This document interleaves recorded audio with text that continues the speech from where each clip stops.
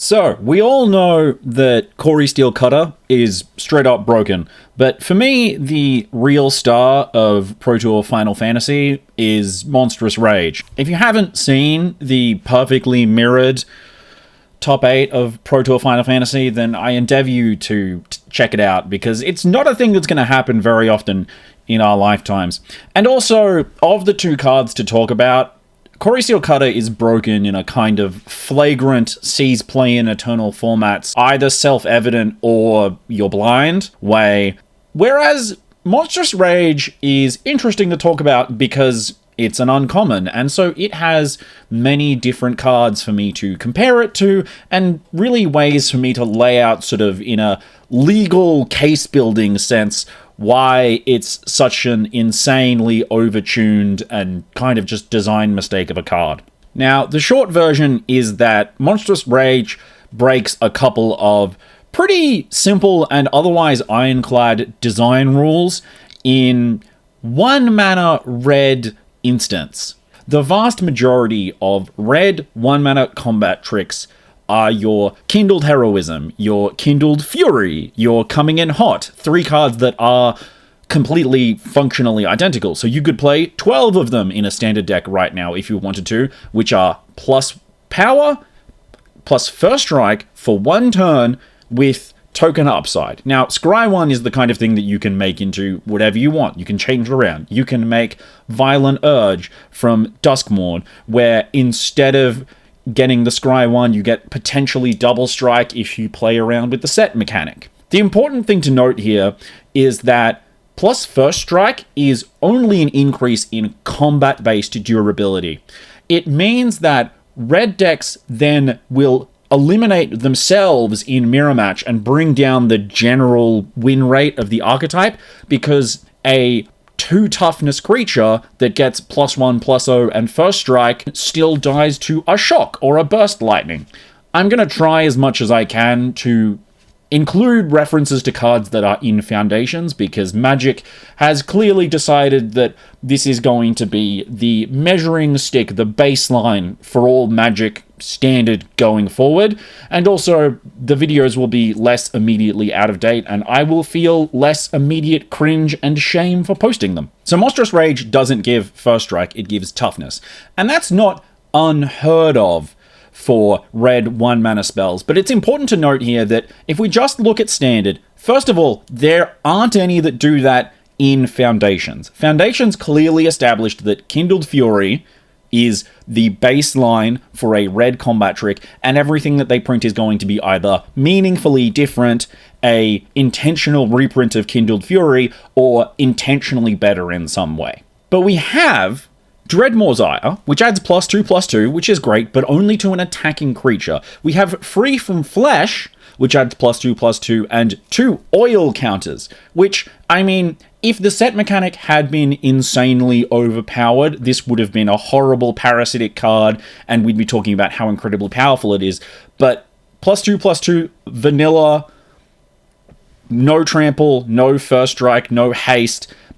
This card's bad. It's basically just unplayable, and all of the cards that want oil counters can't do anything really meaningful with them. But the card that did actually see play with Monstrous Rage is Demonic Ruckus. Now, this costs 2 mana, but it costs 1 if you play it a turn early and then cast it the following turn using its plot mechanic, which is great. It's 1 mana, but it's not instant speed. This is a case of we're getting into Monstrous Rage gets to add toughness, and it gets to be instant speed, and it gets to add a grand total of 3 power, since it's a +2/+0 and a +1/+1 roll token.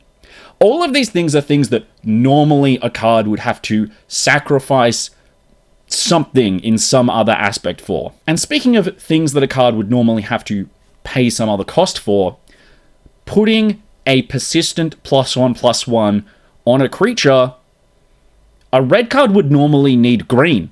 Like, straight up, that's just a color pie break. Now, I should be clear, red can put persistent +1/+1 counters, auras, effects in general onto creatures at higher mana values, but we're talking about putting a +1/+1 counter on a creature for 1 mana. That's a green thing. And that is functionally what Monstrous Rage does. Now, you can get into the weeds, you can litigate that if you target a creature with 2 Monstrous Rages, it only gets a single +1/+1 counter. But it should be noted here, first of all, it's a +1/+1 counter and trample. Another ability that changes the dynamic of combat, makes red aggressive strategies stronger and more efficient. And who really needs 2 Monstrous Rages to get the job done? We're playing in a format where, say, we're putting a Monstrous Rage onto a mouse, or we're putting it onto a Monastery Swiftspear. We're putting it onto something that gains an additional separate point of power and toughness from a prowess or a valiant trigger. So Monstrous Rage will pull creatures out of the premium or expected 1 mana removal range. May I remind you that the red 1 mana instant from Wilds of Eldraine that got a special draft treatment was not Monstrous Rage, it was Torch the Tower, a card that, even if you bargain, can't kill a Monastery Swiftspear that's been targeted by a Monstrous Rage. If I targeted a Monastery Swiftspear with a Violent Urge, or a Kindled whatever, or a Coral Sword from the new Final Fantasy set, the point about Monstrous Rage is that it's supposed to, in its design stage, have paid some sort of power cost for almost every single aspect of the card. For 1 mana at instant, it's supposed to be adding 1 point of power, and then combat durability, and then something extra. Now, if we look at something extra, we can say it adds trample. That's a thing that's not normally on a creature until a higher mana value. Or, like, Crash Through, which adds no power but puts trample onto your board, which is only relevant if you have a board full of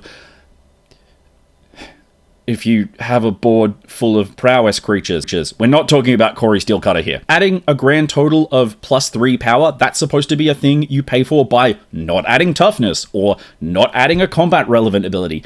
Adding toughness is supposed to be a thing you pay for by not adding power, or having to cast it during attack, or not gaining trample or first strike or scry. And all of these things are capped off by the +1/+1 and the trample remain on the creature persistently afterwards.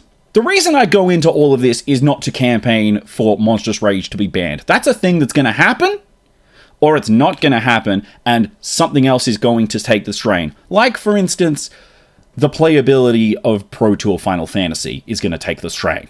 I am merely a designer and a person giving design commentary, and I want people to understand when they evaluate cards what the power level of something is supposed to be, so that they can understand when something is wildly above or below that power level. There's meant to be an understanding that a red spell for 1 mana that deals 2 damage is going to remove something unless it has a prowess trigger and some sort of bonus toughness.